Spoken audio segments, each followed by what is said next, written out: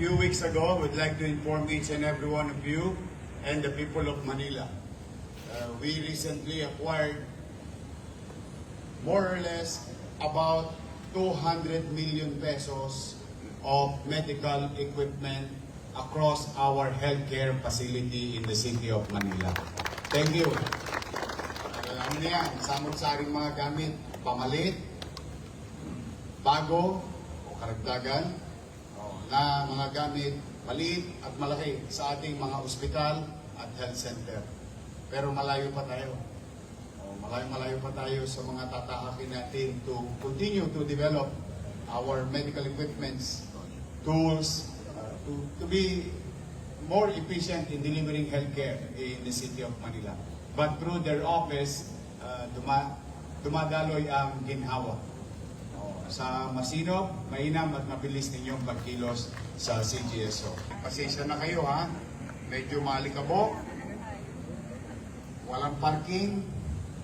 Ngayon, dito sa halos lahat sa City Hall, mapapansin ninyo. Pagpauman ninyo na yun, konting tiis lang.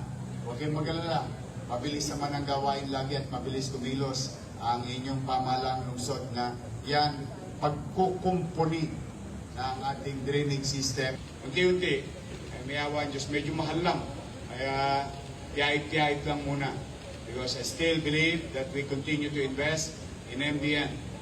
MBN, minimum basic needs, housing, education, healthcare, and jobs.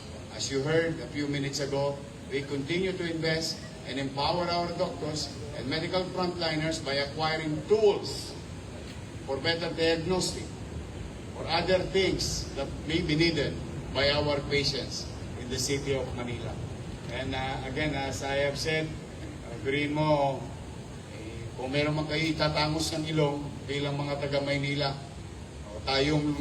we are the only local government unit who can conduct angioplasty. Imagine if may angioplasty, we started with angiogram. Now, we evolved through the efficiency and skill, galing ng ating mga doktor at partner doctors. Now we're doing angioplasty.